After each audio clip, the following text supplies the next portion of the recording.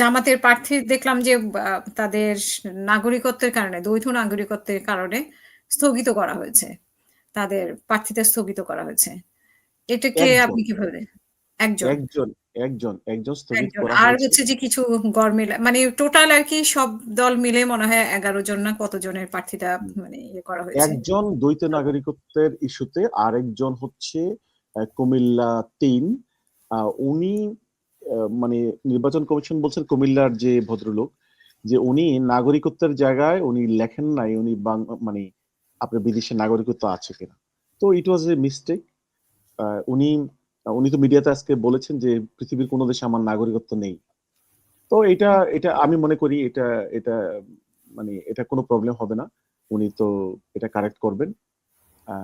আর যেটা কুড়িগ্রাম ৩ অলিপুর, সেখানে উনি তো আমাদের এখানে কলিগ ছিলেন। সো ওনার ব্যাপারটা যেটি হয়েছে, উনি উনি তো স্বীকার করেছেন, উনি তো কোনো কিছু হাইড করেন নাই যে আমি ব্রিটিশ নাগরিক ছিলাম, বাট আমি অ্যাপ্লিকেশন করেছি এবং হোম অফিসের কাছ থেকে যে অ্যাকনোলেজমেন্ট লেটারটা, এটা উনি সাবমিট করেছে। উনি ব্রিটিশ সিটিজেন ছিলেন এবং উনি একজন লয়ারের মাধ্যমে উনি একটা লেটারও সাবমিট করেছেন যে আমার ক্লায়েন্টের মানে ব্রিটিশ সিটিজেনশিপ রিনাউন্সমেন্টটা আমি প্রসেস করছি, অথবা it is on the process. এখন ওনারা জানতে চেয়েছেন, যে ভদ্র মহিলা নির্বাচন কমিশনার,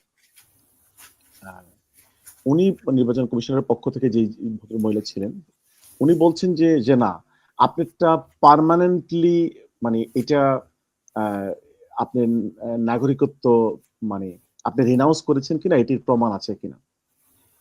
তো বাংলাদেশের কিন্তু আগেও কিছু কিছু রাজনীতিবিদ যারা নির্বাচন করেছে দ্বৈত নাগরিকত্বের মানে প্রবলেমে পড়েছিলেন, কিন্তু ওনারা যখন সাবমিট করেছেন এটি প্রমাণ দিয়েছেন যে ওনারা অ্যাপ্লিকেশন করেছেন ওনাদের রিনাউন্সমেন্টের জন্য, অর্থাৎ সিটিজেনশিপ বাতিলের জন্য। এটা কিন্তু কোর্ট এবং নির্বাচন কমিশন গ্রহণ করেছে। আমি মনে করি যে নির্বাচন কমিশন যেহেতু উনি প্রমাণ দিয়েছেন এবং ওইটি হোম অফিসের চিঠি উনি সাবমিট করেছেন, আমি মনে করি নির্বাচন কমিশন এটি গ্রহণ করবে।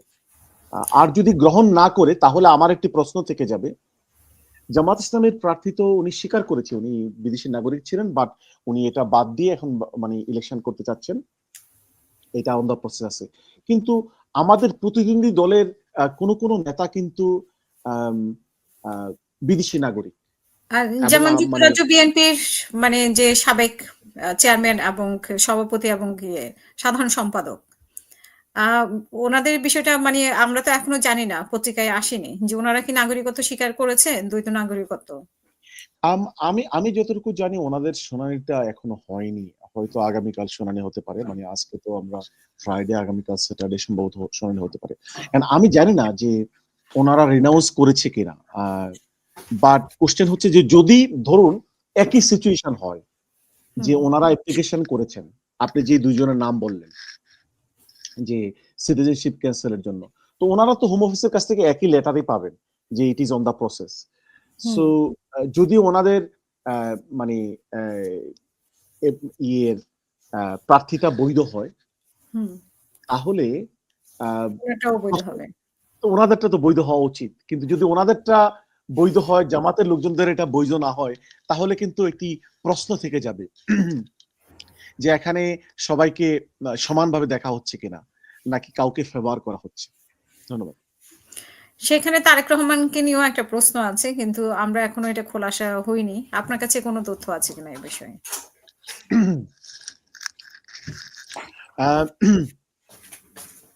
তারেক রহমান সাহেব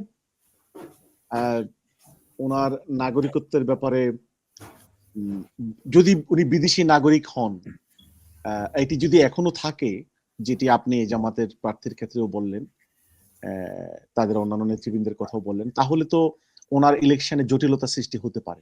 উনি যদি বিদেশি নাগরিক থেকে থাকেন, যুক্তরাজ্যের নাগরিক হয়ে থাকেন, এবং এটি যদি উনি বাদ না দিয়ে থাকেন, তাহলে তো ওনার বাংলাদেশে ইলেকশন সমস্যা হতে পারে। বাট আমার কাছে তো আপনি যে কথাটা বলেছেন, আমার কাছে তো সুস্পষ্ট কোনো প্রমাণ নেই যে উনি বিদেশি নাগরিক কিনা। বাট হ্যাঁ, এই কথাটি সোশ্যাল মিডিয়াতে এবং বিভিন্ন জায়গায় রয়েছে যে উনি যখন ওনার যে কোম্পানি রেজিস্ট্রেশন, মানে কোম্পানি হাউসে যখন উনি ওনার কোম্পানিকে রেজিস্টার করান, তখন উনি প্রথমে বলেছিলেন যে উনি ব্রিটিশ সিটিজেন। তো এখন উনি ব্রিটিশ সিটিজেন কিনা আমি তো ওনার পাসপোর্ট দেখিনি। এখানে দুটো বিষয়, একটি হচ্ছে যে উনি ব্রিটিশ সিটিজেন আসলেই কিনা, এটি এটির আমার সুস্পষ্ট কোনো প্রমাণ নেই, বাট কোম্পানি হাউসের ডকুমেন্টে উনি বলেছিলেন।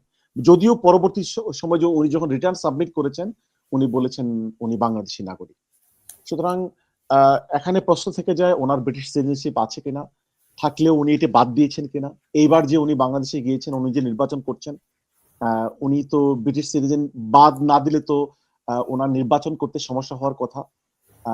আমি জানি না, এটি নির্বাচন কমিশন মানে দেখবে। ৫ই আগস্টের পরে যদি উনি কোন প্রসেস করে থাকেন বা করেছেন কিনা সেটাও এটা ইম্পসিবল না যে তারেক সাহেব হয়তো উনি ওনার ব্রিটিশ সিটিজেনশিপ বাদ দিয়ে দিয়েছেন, কারণ উনি তো একটি বড় রাজনৈতিক দলের ডিফেক্টিভ প্রধান ছিলেন।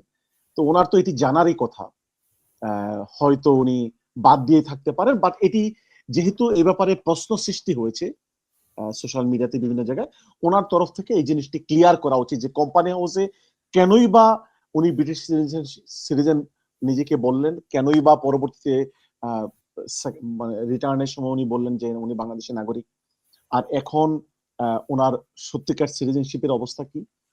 এই ব্যাপারটি একটু কথা বলা উচিত। ওনারা যদি সবকিছু ইগনোর করে, যেমন আনন্দবাজার পত্রিকা বলল যে ভারতের পছন্দ বিএনপি, বিএনপি ইন্ডিয়ার সাথে মানে আলাপ করেই তারেক রহমান বাংলাদেশে গিয়েছেন বোঝাপড়া করে। আমি মনে করি এই সব জনগুরুত্বপূর্ণ বিষয় এবং সিটিজেনশিপের মতো এই ব্যাপারগুলো একেবারে ইগনোর করা উচিত না। তাদের অ্যাটলিস্ট তারেক রহমান সাহেব যদি না বলতে পারেন, বিএনপির সিনিয়র নেতৃবৃন্দ না বলতে পারেন, তাদের মিডিয়া সেল তো বলতে পারে, মানে দায়িত্ব নিয়ে যে একটা না, ব্যাখ্যা দিতে পারে। একটা ব্যাখ্যা দিলেই তো এই ব্যাপারটি সমাধান হয়ে যায়। ইন্ডিয়ার মতো দেশের আনন্দবাজার পত্রিকা, যেখানে হাইলি সার্কুলেটেড এবং প্রভাবশালী পত্রিকা, তারা যখন এই ধরনের কথাবার্তা বলে, এটি তো বিএনপির জন্য ভালো নয়। বিএনপির রাজনীতি এবং মিডিয়া ক্যাম্পেইনের জন্য মানে এটি ভালো নয় যে একটি মানে তারা এই ব্যাপারে একেবারে ধোঁয়াশা চুপ রেখে থাকে, দেওয়া। ধোঁয়াশা রেখে ধোঁয়াশা দেওয়া রেখে দেয়। মানুষকে। তারপর ওনার ব্রিটিশ সিটিজেনশিপ আছে কিনা, উনি কেন এতদিন বাংলাদেশে যায় নাই, এই ব্যাপারটি ছোটখাটো করেও একটু কথা বললে বিএনপির রাজনীতির জন্য ভালো। এটি মানে সুন্দর নয় যে জনগণ নিজ থেকে মতামত সৃষ্টি করবে, নিজ থেকে একটা মানে ধারণা ক্রিয়েট করে নেবে। তো এই ধারণাগুলো মানে কেন ক্রিয়েট মানে জনগণ নিজে থেকে সোশ্যাল মিডিয়াতে আলোচনা হবে, তারপরে বলবে যে বট বাহিনী, জামাতের বট বাহিনী তৈরি করছে এগুলো, এসব আলোচনা। মানে সেটা থেকে এটলিস্ট মানুষও মুক্তি চায়, সাধারণ মানুষও এইসব প্রশ্ন থেকে মুক্তি চায় যেগুলো। দেখুন দেখুন আমি একটি কথা বলতে চাই যে আজকে যদিও বাংলাদেশে সংসদ, প্রত্যেক দেশের পার্লামেন্ট খুবই পাওয়ারফুল এবং সকলের আকর্ষণ রয়েছে, কিন্তু আমি মনে করি না যে সোশ্যাল মিডিয়ার পাওয়ার খুবই কম। সোশ্যাল মিডিয়া, এই যে আপনাদের ইউটিউব, এইগুলো কিন্তু it is kind of mini parliament. এগুলোর কিন্তু মানে জনগণকে প্রভাবিত করার খুব বড় ভূমিকা রয়েছে। সুতরাং একেবারে ওনারা পার্লামেন্ট ইলেকশন করে ক্ষমতায় যে কোনো দল দেশ কন্ট্রোল করবে, দেশের জনমতকে কন্ট্রোল করবে, ব্যাপারটি মনে হয় এত সোজা নয় বর্তমান সোশ্যাল মিডিয়ার যুগে। সুতরাং সোশ্যাল মিডিয়াতে মানে ভাইরাল কোনো কিছু হলে সেগুলোর জবাব যদি না দেওয়া হয় এবং সোশ্যাল মিডিয়াকে ট্যাকল করার জন্য যদি কোনো পার্টির পলিসি না থাকে এবং সেটা যদি খুব সুইফটলি হ্যান্ডেল না করা হয়, সেই পার্টি এই মিনি পার্লামেন্টে হেরে যাবে।